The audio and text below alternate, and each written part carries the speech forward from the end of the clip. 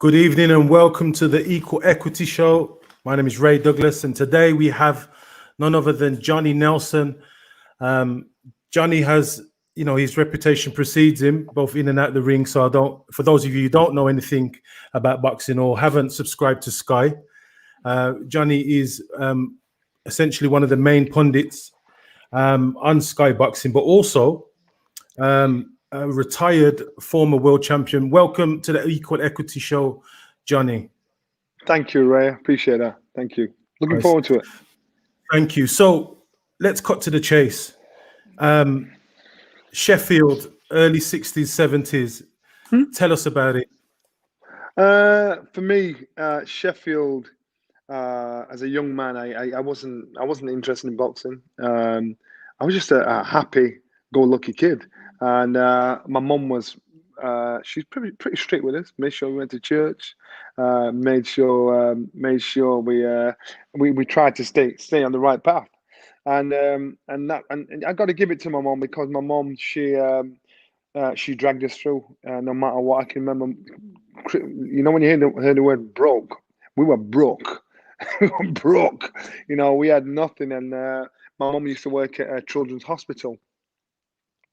And the toys that the kids had that were broken or weren't being used or were just thrown to one side. I remember one Christmas, that's what we got for Christmas. She brought it down in a black carrier bag. Listen, I can go into stories about how tough things were. Did it shape me? I think it made me understand the value of a pound. Did it scare me? Yes, it did, because and it gave me dreams to try and make sure my kids live a better life. My kids hopefully will have dreams to make sure their kids live a better life. And my mum came over to England in 1959.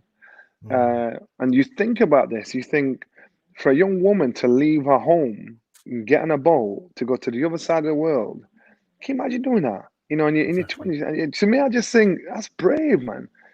So you could remember, they were once young, they were once in the 20s, 30s.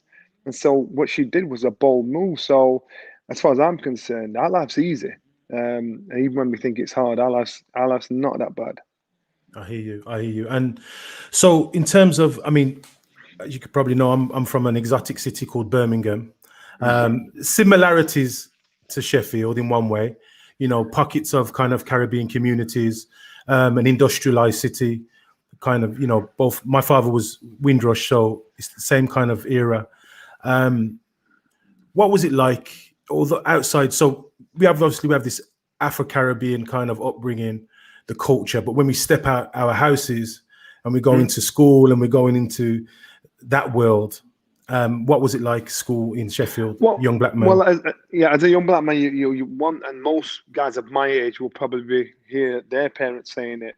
If anything kicks off, if anything happens, step back or don't act in a certain way, because that's what they expect. So if there's trouble, the first thing my mom, and you'd like get a warning when you're out there out, not just go out. Yeah, you got a warning on if anything happens, check your behavior, because it's you that they'll come looking for, instead of just being a kid and living your life. In my area where I lived, I went to a school. My first school was St. Vincent's. There was probably there's probably half a dozen black kids or kids of color at the school.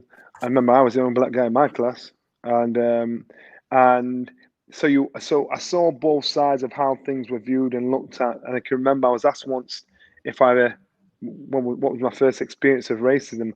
I actually didn't realize it until I got older, until somebody asked me a question. I went through it, and we were doing the nativity, and we were getting the manger ready, and Jesus, Mary, Joseph, the shepherds, and me and Bernadette Rigby, her mother was the teacher. And we had the job of preparing Jesus, Mary, and Joseph, wrapping them and everything.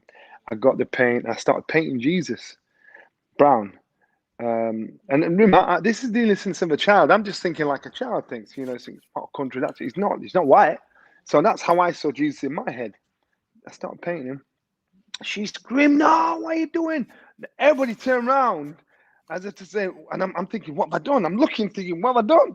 This time I got the brown paint me and I got Jesus. I'm like, what? What was happening? And she's gone mad. And I just couldn't figure it out. And her mum called us to front of the class. Bernadette, what's wrong? And she said, he's ruined it. He's ruined it. He's painted Jesus. He's painted Jesus brown. And I'm like, he's from a hot country. He ain't white. Yeah, I see it. And she's arguing like that. The teacher was then put in a hot seat because, remember, a teacher's job is to educate, enlighten,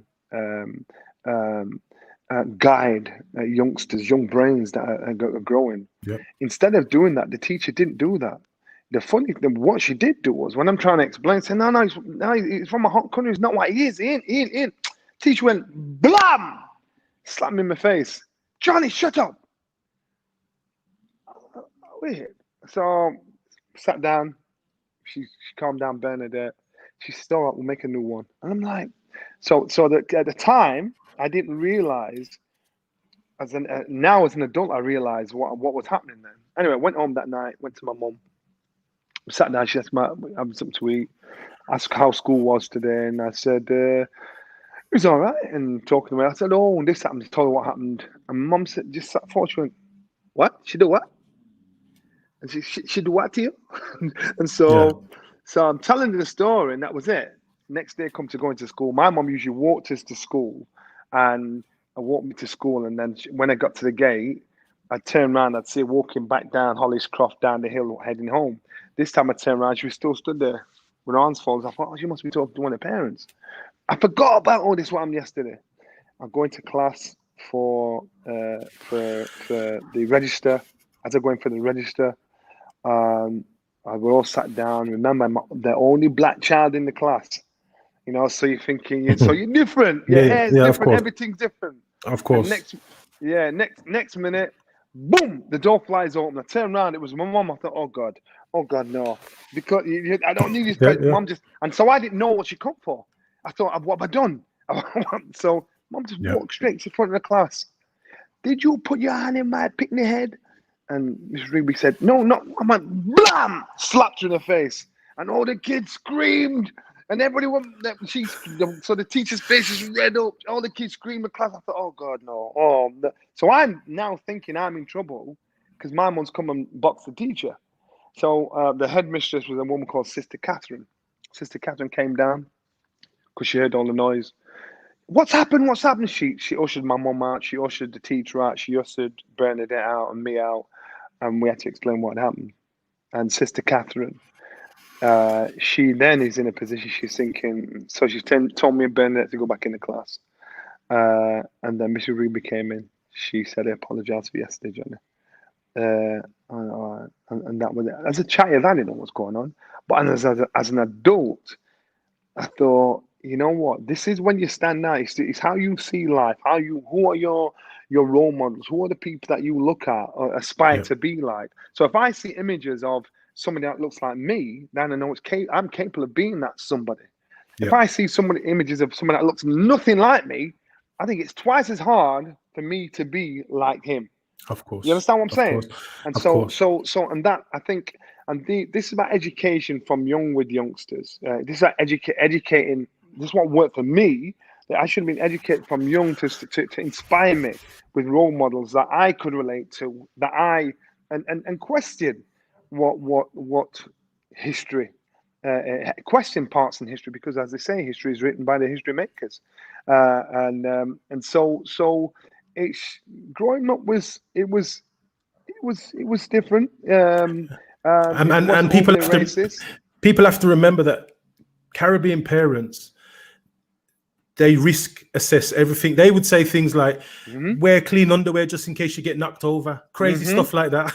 Right? That's what I'm saying. So that's what I'm saying. So when you go out, you can't just go out to play. You've got a rule book when you've gone out. A playbook. Definitely. That's what I'm saying. And I mean every time, not just once a week, every time. And so some kids, when they talk about a privileged mentality, a privileged mentality is you don't have to think twice about that kind of thing. This is something I grew up with every day in my life. Totally. You know what I mean? And I was aware of every day of my life, even at times when I didn't even know about it. So it's just, it's about mindset. It's about the strength of somebody inspirational in front of you. Definitely. So the boxing, how did that happen? Because we spoke briefly, and I was saying, look, we need to know what was in the water in Sheffield when we're talking about when we talk about boxing in Sheffield, and we talk about, I'm growing up seeing Errol Graham. So I know a lot of people started at Naz, but I know I'd like this clarified as well. Who created that style? I have to get it out there. You know what style I'm on about. That was Errol, man. That was Errol. That wasn't Naz. That was Errol. And Brendan found that. Saw that style what Errol had, because Errol was an outstanding amateur. Phenomenal. And and when Brendan got Errol to come from Nottingham to Sheffield, he then inspired us all to move like him, to relax like him, to enjoy and move and do and be unorthodox instead of being so orthodox. Because as an orthodox fighter, everybody's orthodox, so it's easy to be. As an unorthodox fighter, you don't know what he's going to do next. And so Errol's style was genius, proper genius. And he still to this day now baffles me why that man never became a world champion. But going into the gym, I didn't want to box. I've told the story many times. I didn't want to box. I just went to the gym to make friends, because by the time I had left school, the majority of my friends at school, because that's how their school was, they were white. And so there was only half a dozen. In secondary school, there were half a dozen.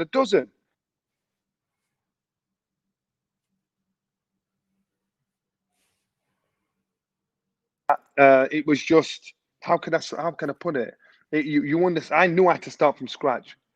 I knew that I had to make friends from scratch. I didn't want to box. I just wanted to make friends. The downside of going to the boxing club was boxing, as far as I was concerned. We can hear you, Johnny, but we can't see you. But continue. Oh, I don't know where I've gone. Yeah. The downside of it. Where am I there? I'll get this. I'll get it. Trust me. Stay with me. Camera. Where have I gone now? We're not going to blame Sky. I'm sure I'll come back. I just don't know what. Just exit and then add yourself again if you have to. No problem.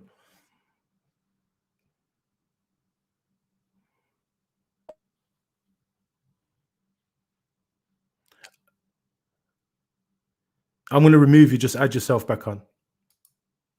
So yeah, for those of you tuning in, that's Johnny. We're just having some technical difficulties. So interesting, him speaking about early years in Sheffield, which reminds me a lot about. Here we go. It reminds me a lot about. Welcome back, Johnny. Reminds me a lot about the Birmingham situation. We can't hear you. We can see you, but we can't hear you. There we go. We can still see you, but can't hear you. So while we sort the tech out, talking about the experience of growing up in an inner city community or industrial town like Sheffield, which is very similar to Birmingham. As you can see there, Johnny's sorting out his tech. We can see you, Johnny, but we can't hear you.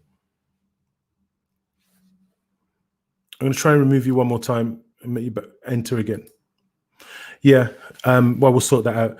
And the reason why we're doing the Equal Equity show and having conversations with key people is that, the stories that come out of people's experiences. So for those of you who... come on. Yeah, we can hear you again. There you go. You are live. I always wanted to say this. I can't hear you. I can hear you. I can see you, my brother. I'm trying. I can hear you. Keep going. Are you telling me you can hear me? Yeah. Oh, you can hear me? All right. We'll do sign language. Okay. I can't hear you, but I don't know why your volume's gone down. Could it be my side? Well, everybody can hear you. Yes, we can see you. Don't worry. All right. Okay. They're on about you. They're not here for me.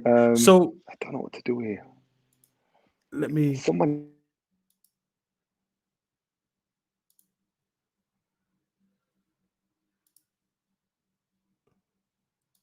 Okay, people. What I'm going to do is, we can still see you, Johnny, but we'll go back. We'll reboot and go back in.